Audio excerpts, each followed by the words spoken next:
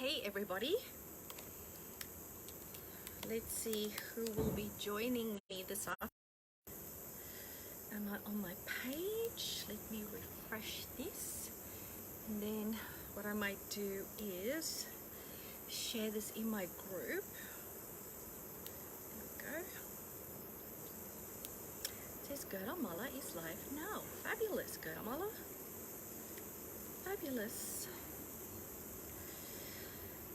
It is just before 5. Let's refresh this. Who's going to join me live, people? I do not want to talk to myself.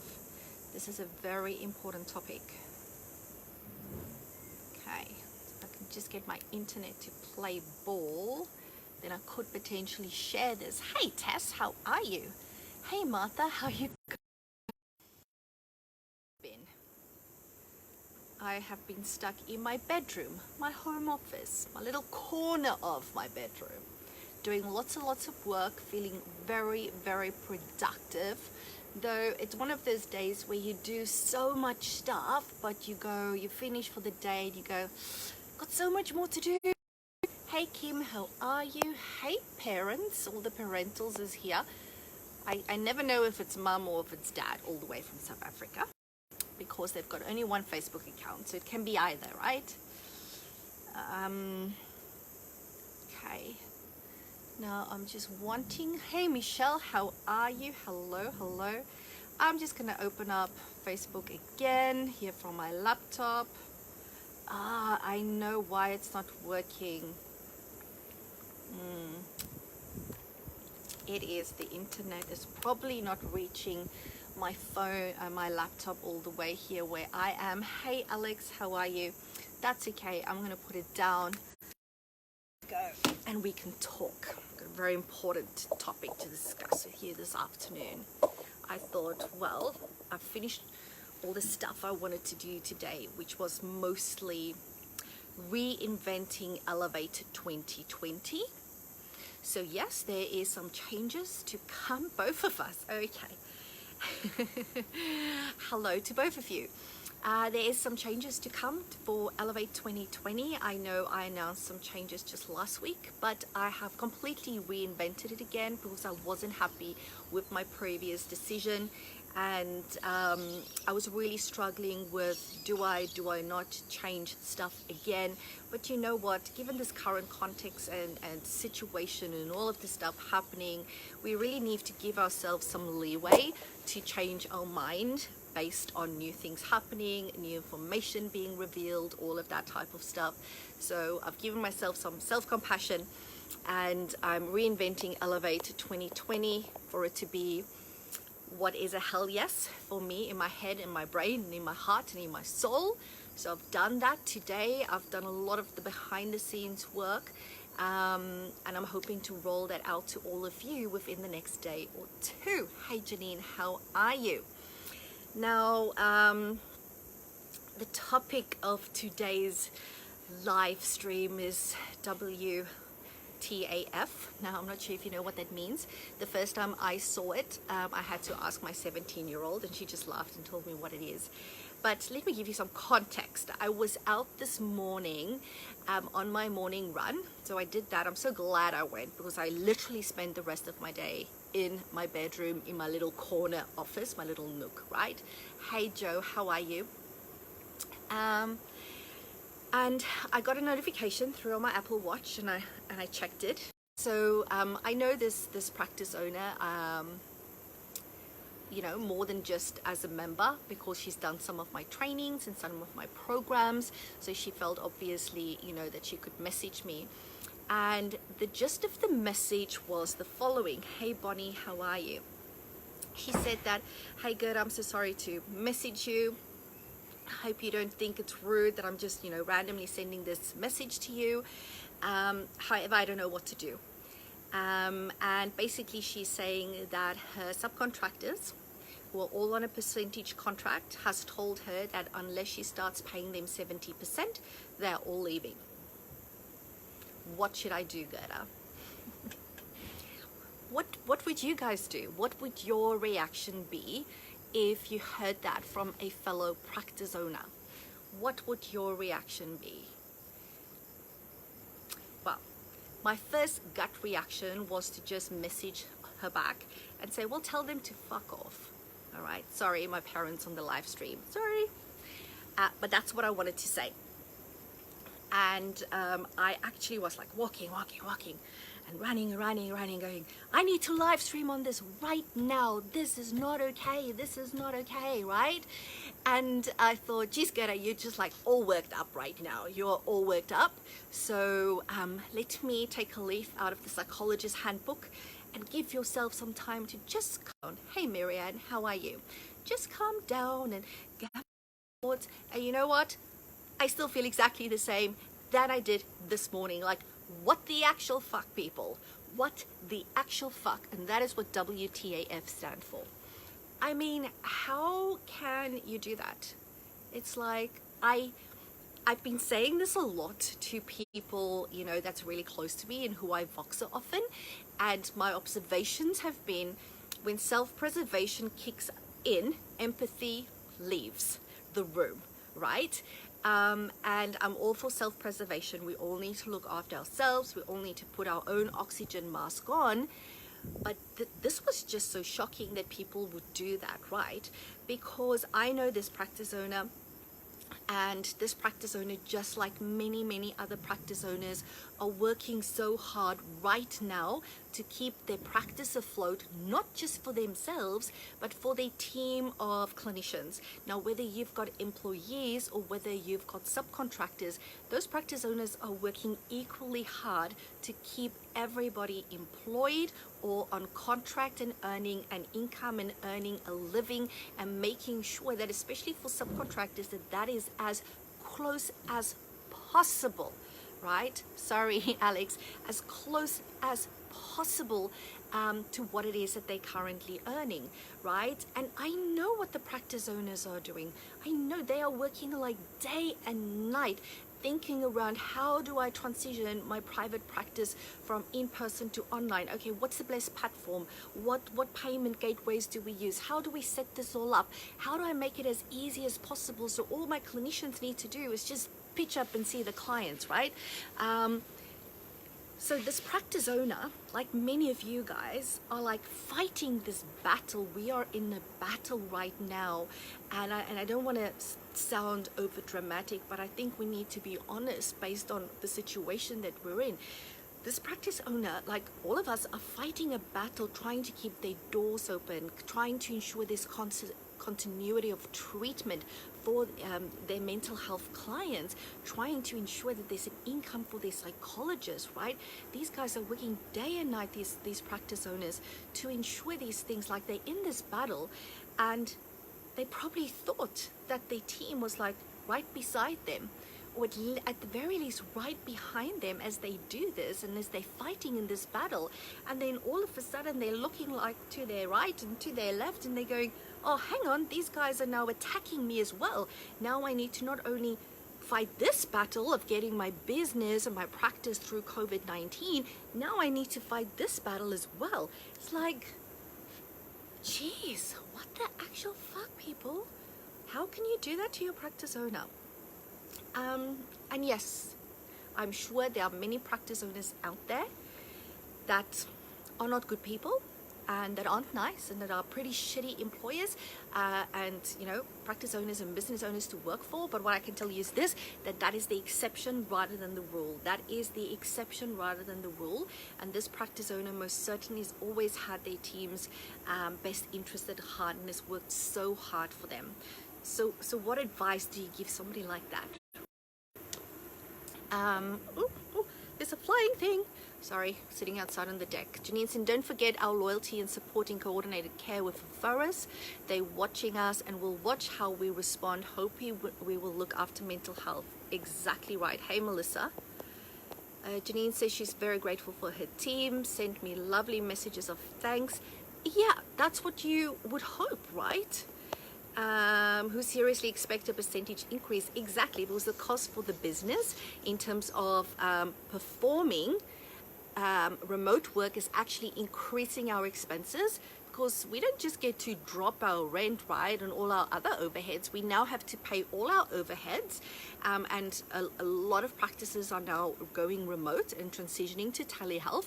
But now we've got all these extra costs, paying for the online platforms, paying for the payment gateways, paying for additional reception hours to actually work with the clients, converting them into online sessions. So as a business, my cost has increased significantly in order to support my subcontractors. I also have subcontractors, right? And I'm sure they would never do something like this, touch wood. Here it is, touch wood. Never do something like this. But our costs are going up. And then for people to expect you to give them a higher percentage, it's like it's like 1 + 1 is 2. They should really be paying you a higher percentage, not the other way around, in true business sense. Yeah, so just making sure I haven't, exactly, we still have to pay rent, extra costs, all of those things, correct. So I'll probably do a learning piece tomorrow in my Next Level Mastermind group, which is like my membership group for practice owners. And I'm gonna go into more depth and detail in terms of my specific response, in terms of what I think she needs to do. I'm also waiting for her to come back, give me some extra thoughts and information. But I want to share a couple of general things with you guys. Just general things for those listening. Michelle says, not to mention all the hours we spend trying to develop policies, yes, and processes on top of seeing clients, because of course all of that stuff now needs to change in order to adjust to this new way of doing things, this new way of serving our clients, right? But what I want to say, some general responses now that will be helpful to everyone. So last week I actually had a conversation with a lawyer. So I was in the process of redoing my subcontractor agreement. I really wanted to make sure that it's in line with all the latest new legislation, etc., etc. I do it every year or two. I really have a full-on new look at it and make sure it's done. And as part of that discussion, we actually ended up having a lot of other discussions, right? But as part of the contract discussion, we also spoke about restraint of trade, because he put a restraint of trade clause in the new subcontractor agreement that we will be using. And I told him, you know, it's pretty tight. It's like, I would look at that, he went like, I think it's a bit over the top. That was my words. I think it's a bit over the top. And then we had a discussion around why and all of that type of stuff. And then I had the discussion with him about, you know, there's this general perception, I said, Michael, with regards to restraint of trade, especially in our industry, mental health, allied health, psychology, all of that type of disciplines. And there's this general understanding that restraint of trade cannot be enforced. So it's like not with the paper it's written on. And he was very clear, and he said, well, that is a myth. He said, because restraint of trade is most certainly enforceable in our industry, just like in any other industry. Of course, what happens in our industries, we are all good people, we're nice people, and we go, it's not worth it. It's not worth the conflict. A lot of us practice owners are very conflict avoidant, right? And then we tell ourselves, I'd rather not invest the emotional energy into it. We all say that stuff, right? Why? Because we don't like conflict. And of course, it costs money as well, right? But I just want to be clear that this whole notion, and I've seen this so often in Facebook groups with a lot of psychologists in, people just go, restraint of trade means nothing. Restraint of trade is not enforceable. Well, actually, it is enforceable. If you actually have the balls to enforce it, it can stand up in a court of law. All right, let me just say that.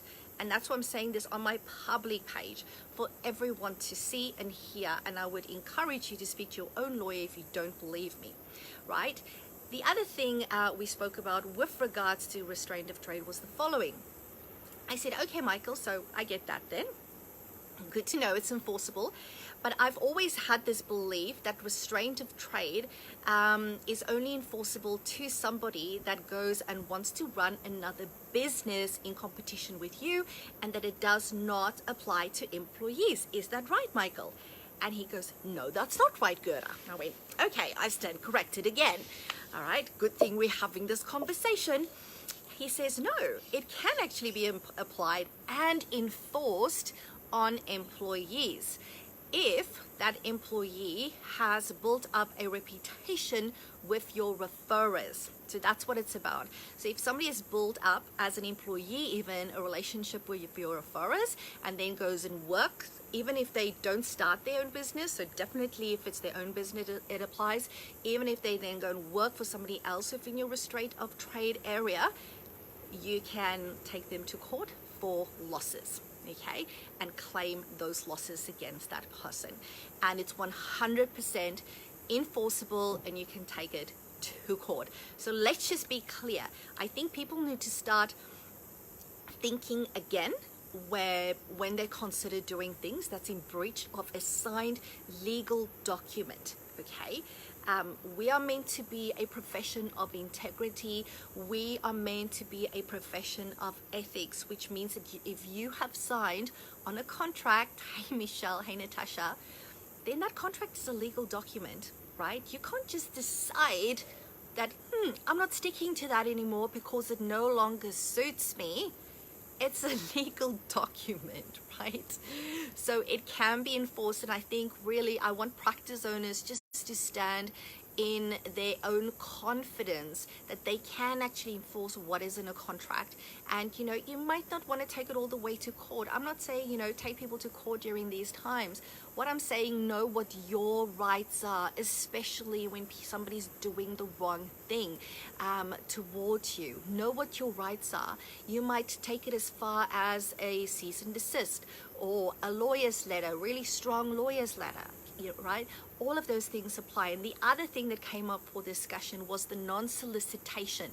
Okay, so I don't know, again, I don't have all the facts, I'm still waiting for it, but my non-solicitation clause in my contract says that you cannot solicit clients, referrers, employees, or other contractors.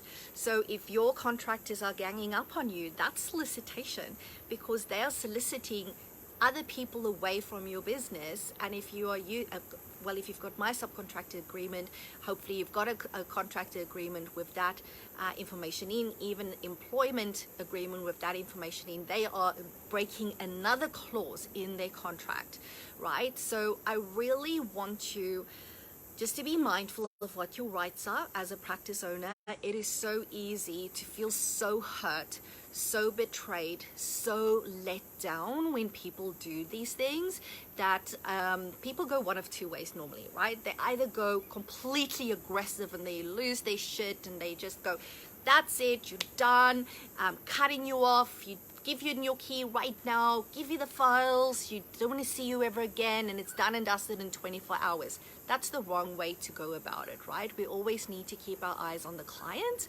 that is still part of this relationship. It's like a marriage, right? A marriage breakup.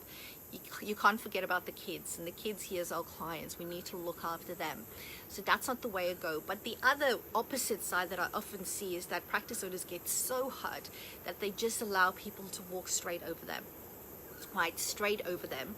And it's really about finding this middle way, because especially during these times when there's already so much angst, so much worry, panic, concern, you know, just the financial implications that this practice owner is having to think about right now, right? And what this all could mean. It's like their business can be ruined, you know, it can be gone potentially in a couple of weeks as a result of the things that's happening.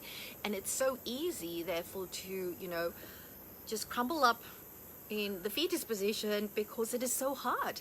And I don't doubt, you know, I wouldn't blame somebody for doing that. So it's about really trying to get to a middle path of going, okay, let's acknowledge how hurt I am because this is happening. let's maybe also acknowledge if I'm really angry, that how I'm feeling, and then come to this place of where I'm going to go, okay, what is the facts of the matter? You know, what is our contract? Our contract is there to set out the rules of our relationship, so let's try and stick with this as much as possible. And unfortunately, sometimes subcontractors will just go, well, I don't give a damn, I'm just doing this anyway. Then really feeling confident enough to go, okay, so let me get some legal assistance here, because that is probably what you're going to need in this situation. And of course, there's lots of other options in terms of what the specific person can potentially do to handle it. So of course, as I said, this is more general things that I want you to think about and consider. Okay, so that we go into these challenging times, which are already so challenging, and then when these type of curveballs come across your desk or your DM, your messenger, that you can just step into self-awareness and step into, okay, let's step into my adult. What is the rational response here? And if I'm finding it hard to do, speak to a mentor, a coach, maybe a friend is also a practice owner, your accountant, speak to your lawyer if you need to. Very, very important. And you know what is worst? Is that this is not the only such message that I've received over the weekend. I've received 2 others, similar but different. But also stuff related with team against the practice owner, and it's really sad when these things happen, and it is my hope that we can remedy this together. And I look forward to speaking in my next level mastermind group tomorrow a bit more about this and specific things that I'm going to recommend. Yes, hey everybody that's joined me a tad late. Heidi, Carl, Daniel, Janine says, does that apply to contractors? It does, if it is non-solicitation that you're referring to, Janine. Hey Michelle, how are you going? All right, so that is what I wanted to share with you guys. So what I would also say to leave you with is, hey Kate Elizabeth, is know that your fellow practice owners might not be telling you everything that's going on with them. It's really hard when these things happen. A lot of us are very private. We are very proud. You know, there might be some shame or embarrassment attached to the fact that my team can do this to me and can act in this way. So when you are interacting with other professionals and peers and colleagues and other practice owners particularly, just be mindful of what they might be going through. We don't always know what's happening in other people's lives, and this is really the time to have compassion with one another. All right, I'm going to leave it at that. Please continue to have the discussion. I will also share this into my General Private Practice Success Facebook group. So if you guys want to have a bit more of a private discussion in there, you can do that as well. I look forward to speaking to you again soon. I better go and make some dinner for my kiddos. Yeah. Have a fabulous night, and remember, as always, all you need to do is say yes to your very own ultimate level 5 private practice. Thanks for the love hearts, Martha. Love it. Bye.